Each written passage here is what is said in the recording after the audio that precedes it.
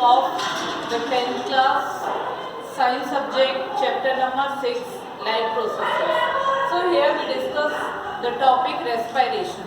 So respiration, it means in simple words we can say the taking of oxygen and the releasing of carbon dioxide. Oxygen का लेना और carbon dioxide का release करना, in simple words और in common words, ठीक है। जो सबसे सिंपलेस्ट डेफिनेशन होती है रेस्पिरेशन की, that is intake of oxygen and release of carbon dioxide. लेकिन जब हम मेटाबॉलिकली, ठीक है, मेटाबॉलिकली मीन जब हम उसे ह्यूमन बॉडी के रेफरेंस में यूज करते हैं, तो ह्यूमन बॉडी के रेफरेंस में यदि हम रेस्पिरेशन प्रोसेस को यूज करते हैं, तो उस कंडीशन में जो रेस्पिरेशन प्रोसेस होती है उसका मतलब होता है कि intake of oxygen, so by that intake of oxygen the cells of the living organism, जो लिविंग ऑर्गेनिजम्स हैं उनकी जो सेल्स होती हैं वो क्या करती हैं, एनर्जी ऑब्टेन करती हैं। जब हम ऑक्सीजन को इनटेक करते हैं उस कंडीशन में जो ऑर्गेनिजम्स होती हैं उनकी सेल क्या करती हैं, एनर्जी को ऑब्टेन करती हैं और कार्बन डाइऑक्साइड को रिलीज करती हैं। ये जो प्रोसेस होती है वो होती है oxidation of complex organic substance, ठीक है। During the oxidation of complex organic substance, मान लीजिए कोई आपका ऑर्गेनिक सब्सटेंस है या कोई कंपाउंड है आपकी बॉडी में जो कॉम्प्लेक्स फॉर्म में है, तो उस फॉर्म को जब हम सिंपलर फॉर्म में कन्वर्ट करते हैं तो उस समय हमारे बॉडी को ऑक्सीजन का रिक्वायरमेंट होता है। ऑक्सीजन के प्रेजेंस में ही जो कॉम्प्लेक्स सब्सटेंस होते हैं या जो कॉम्प्लेक्स फूड प्रोडक्ट हम लेते हैं उनको क्या किया जाता है, सिंपलर फॉर्म में कन्वर्ट किया जाता है। और उनके कन्वर्जन के दौरान जो ऑक्सीजन होती है उसका यूज एनर्जी को सिंथेसाइज या एनर्जी को ऑब्टेन करने में किया जाता है।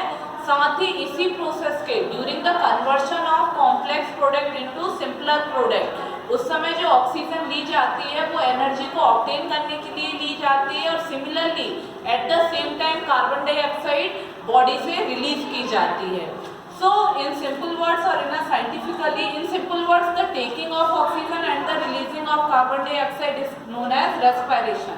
But scientifically we can say a process or a metabolic process where in the living cells of an organism, ठीक है, एक ऐसी मेटाबॉलिक प्रोसेस जिसमें कि जो लिविंग सेल्स होते हैं किसी भी ऑर्गेनिज्म के, वो ऑब्टेन करते हैं एनर्जी को in the form of ATP. ATP मतलब होता है adeno triphosphate, by in O2 and liberating carbon dioxide, और साथ ही कार्बन डाइऑक्साइड को रिलीज करते हैं from the oxidation of complex organic substance. जो कॉम्प्लेक्स ऑर्गेनिक सब्सटेंस होते हैं उनके ऑक्सीडेशन प्रोसेस के थ्रू जो कार्बन डाइऑक्साइड निकलती है उसको रिलीज करते हैं।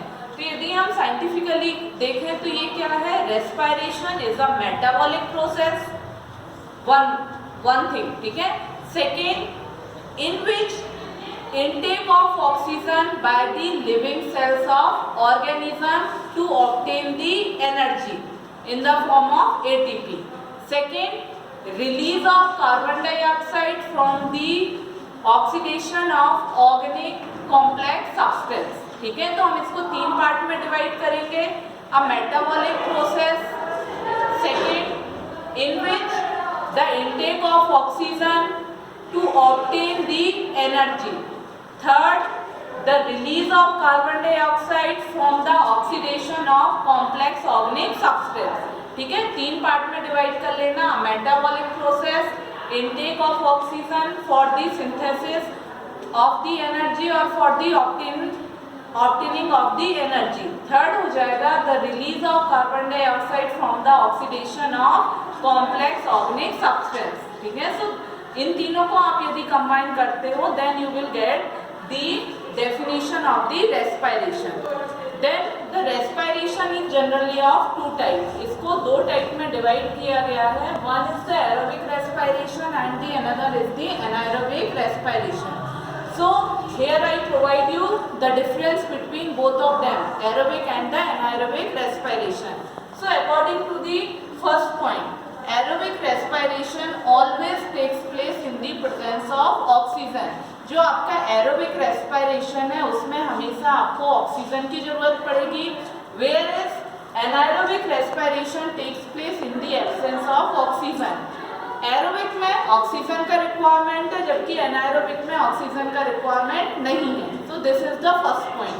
Second, gases are exchange in the aerobic respiration. Aerobic respiration में गैसेस का एक्सचेंज होता है, मतलब intake of oxygen and release of carbon dioxide.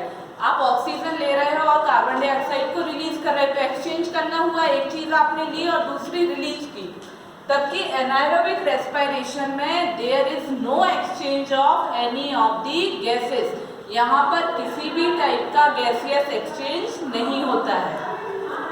Third point पर आते हैं, aerobic respiration is generally takes place in the cytoplasm and mitochondria. आपने cell organelles देखे होंगे, तो हमारे जो ह्यूमन बॉडी में जो सेल ऑर्गेनल्स पाए जाते हैं उनमें से दो सेल ऑर्गेनल, एक साइटोप्लाज्म, दूसरा माइटोकॉन्ड्रिया। माइटोकॉन्ड्रिया को हम power house of the cell भी कहते हैं, जहाँ पे पूरी एनर्जी स्टोर होती है। तो जो एरोबिक रेस्पिरेशन है ये हमारे बॉडी के दो सेल ऑर्गेनल में होता है, ठीक है। एनिमल सेल के ये दो सेल ऑर्गेनल हैं, पहला साइटोप्लाज्म, दूसरा माइटोकॉन्ड्रिया। तबकि जो आपका एनाएरोबिक रेस्पिरेशन है it will takes place only in one of the cell organelle of the animal cell, that is the cytoplasm.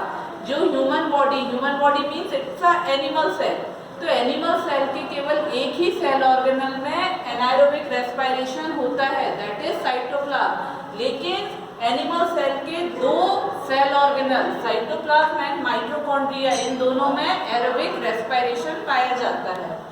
Fourth point, in the aerobic respiration जो glucose होता है, glucose breaks down into two parts, carbon dioxide and water.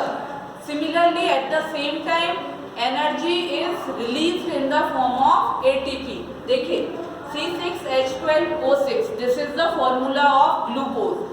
Glucose in the presence of oxygen, ठीक है। In aerobic respiration glucose in the presence of oxygen is converted into water and carbon dioxide, and similarly at the same time energy is released in the form of ATP, ठीक है। Aerobic respiration में glucose oxygen की presence में convert हो जाता है carbon dioxide and water में, इसके साथ ही एनर्जी रिलीज होती है एटीपी के फॉर्म में। एटीपी का मैंने आपको ऊपर भी फुल फॉर्म बताया है, एटीपी मीन्स एडिनो ट्राइफॉस्फेट। जबकि एनाएरोबिक रेस्पिरेशन में यदि हम देखें तो हमने ऊपर पढ़ा है फर्स्ट पॉइंट में कि anaerobic respiration takes place always in the absence of oxygen, it means here there is no role call of oxygen. Anaerobic respiration में ऑक्सीजन का कोई भी रोल कॉल नहीं होगा।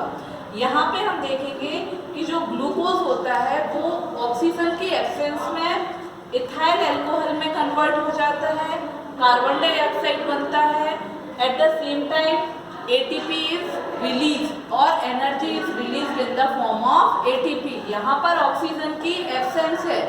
देखिए दोनों साइड हमने सेम चीज ली है, यहाँ भी हमने ग्लूकोज लिया है, similarly here we also taken the glucose, but यहाँ पर ऑक्सीजन की प्रेजेंस है, that's why it is converted into water, carbon dioxide and ATP।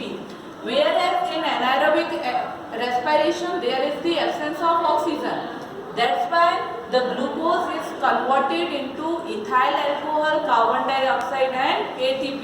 तो ये बेसिक डिफरेंस है, इसको याद करके रखिएगा क्योंकि कई बार एक मार्क का क्वेश्चन पूछ लिया जाता है। एरोबिक रेस्पिरेशन टेक्स प्लेस, आपको चार ऑप्शन दिए रहेंगे, इन the presence of oxygen, in the absence of oxygen, in the presence and absence of oxygen और नन ऑफ दीज। तो आपको याद होना चाहिए कि एरोबिक रेस्पिरेशन किसकी प्रेजेंस में होता है, एनाएरोबिक किसकी प्रेजेंस में होता है, किसकी एब्सेंस में होता है। सेकेंड जो क्वेश्चन पूछ लिया जाता है what is the full form of ATP, तो आपको पता होना चाहिए ATP stands for adeno triphosphate, ADENO, adeno, TRI try, PHOSPHATE phosphate, adeno triphosphate. Third question जो इसमें से आता है कि एरोबिक रेस्पिरेशन किस सेल ऑर्गेनल में होता है। तो एरोबिक रेस्पिरेशन माइटोकॉन्ड्रिया और साइटोप्लाज्म में होता है, और यदि आपको माइटोकॉन्ड्रिया और साइटोप्लाज्म दोनों अलग अलग ऑप्शन है तो आप माइटोकॉन्ड्रिया को सिलेक्ट करेंगे। उस कंडीशन में आप साइटोप्लाज्म को सिलेक्ट नहीं करेंगे। यदि एरोबिक में दो ऑप्शन अलग अलग दिए हैं, यदि दोनों ऑप्शन साथ में दिए हैं mitochondria and cytoplasm, second option mitochondria, third option cytoplasm, fourth option none of these, तो आप दोनों ही पार्ट को सिलेक्ट करेंगे माइटोकॉन्ड्रिया एंड साइटोप्लाज्म। लेकिन यदि माइटोकॉन्ड्रिया और साइटोप्लाज्म साथ में नहीं दिए और अलग अलग दिए हैं तो आप माइटोकॉन्ड्रिया को फर्स्ट प्रेफरेंस देंगे। Last is aerobic respiration generally takes place in the higher organisms. जो एरोबिक रेस्पिरेशन होता है ये हायर ऑर्गेनिज्म, मतलब जो कॉम्प्लेक्स या हाईली डेवलप्ड ऑर्गेनिज्म होते हैं, जैसे मैमल्स, ह्यूमन बीइंग्स हैं या आपके जो एनिमल्स हैं, ये उसमें पाया जाता है। Whereas the anaerobic respiration is found in the lower organisms. Lower organisms mean simpler organism, जो यूनिसेलुलर ऑर्गेनिजम्स होते हैं, जैसे कि bacteria and yeast. So this is all about the respiration, about the types of respiration, and I also gave you some questions that were frequently asked in the exam, and even after that if there is any doubt, so you can put a comment. I will provide you a better solution for that. Thank you.